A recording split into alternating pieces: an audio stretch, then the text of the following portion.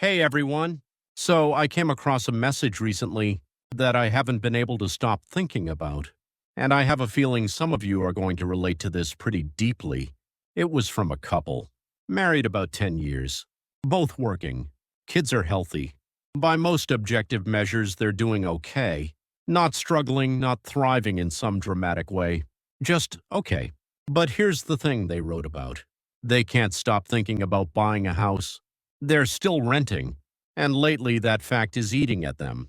Friends are buying, colleagues are posting photos of their new backyards, and this couple is watching it all happen, while feeling like they're somehow falling behind.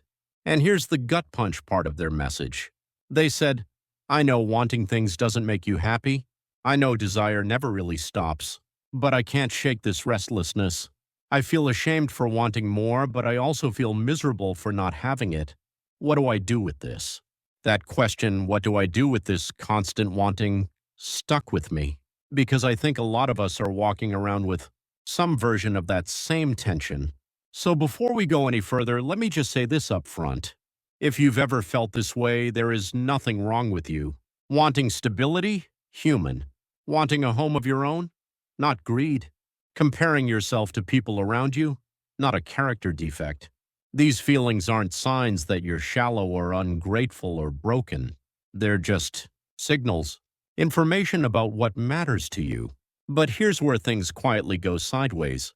The problem isn't the wanting itself. The problem is what happens when that wanting turns into self-judgment. When the desire for a house becomes, I'm behind. When it becomes, I've failed.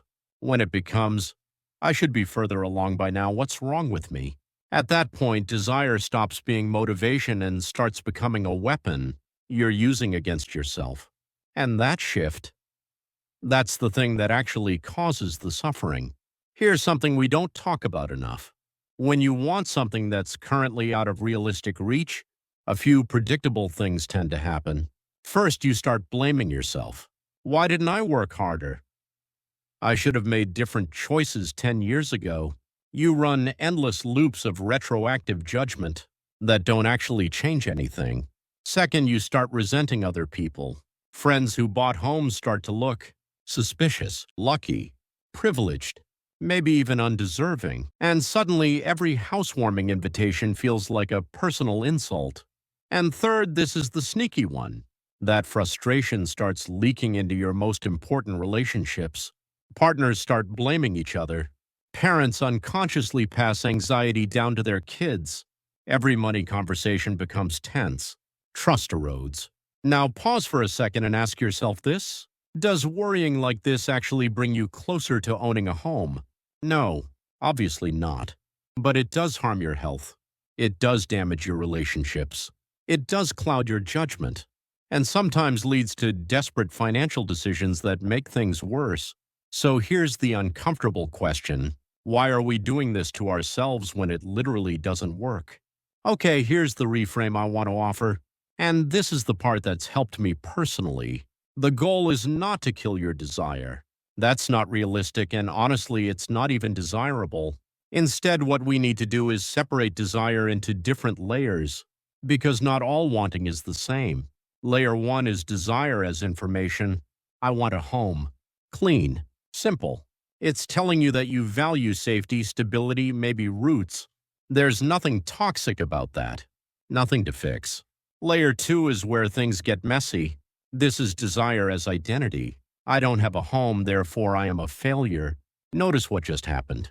A circumstance became a verdict on your worth as a person. That's not desire anymore. That's self-attack disguised as ambition. And then there's layer 3, desire as strategy. Given where I am right now, what's actually possible? What can I control? What's my next realistic step?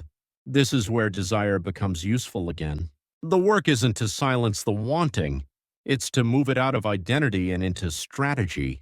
To stop letting your current situation be evidence against your worth. Let's talk about comparison for a second, because this is unavoidable in modern life. Social media pretty much guarantees it. But here's a distinction that changed how I think about this. There's a massive difference between chosen simplicity and forced deprivation. Two people can live in similar apartments, same rent, same square footage. One person thinks, we're choosing this for now. It fits our current chapter. The other person thinks, we're stuck here. This apartment is proof that we failed. Same exact apartment, completely different psychological outcomes. What's the difference? The story you're telling yourself. The moment you turn your current reality into evidence against your worth, you lose your peace even if nothing externally changed. And here's the tricky part. Other people can't do this reframe for you. If someone tells you just be grateful, it often backfires. It feels like gaslighting, like they're dismissing your pain. This shift has to come from inside, which is why, and I want to be really clear about this, if this video resonates with you, great, use it, but please don't send it to someone else as a way of telling them to get over it. That's not how this works. That just makes people feel more alone. Now, I know some people hear advice like this and think, so you're telling me to just give up and be grateful for scraps? No, absolutely not. This isn't toxic positivity. This isn't about pretending everything is fine when it's not. Healthy gratitude sounds more like this. I'm grateful I have safety right now, and I still want more. I can accept where I am without attacking myself for being here. I can plan for my future without hating my present. See the difference?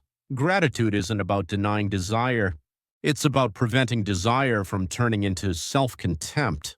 You can want a house and treat yourself with respect in the meantime. Those two things aren't opposites. So if this story felt personal to you, here's what I'd leave you with. You're not behind. You're not broken. And your worth as a person is not measured in square footage or equity, or any other external milestone. Wanting more is deeply human, but hurting yourself for wanting more, that part is optional. Let your desires guide your planning, not your self-respect. And remember, peace doesn't come from finally getting everything on your list. It comes from refusing to turn what you don't have into a weapon against yourself. Now, quick disclaimer before we wrap up. Everything I've shared here is based on my own experience and observations. It's not professional therapy or medical advice. If you're really struggling with anxiety, depression, or feelings that are overwhelming your daily life, please reach out to an actual mental health professional. They have training and tools that a YouTube video just can't replace.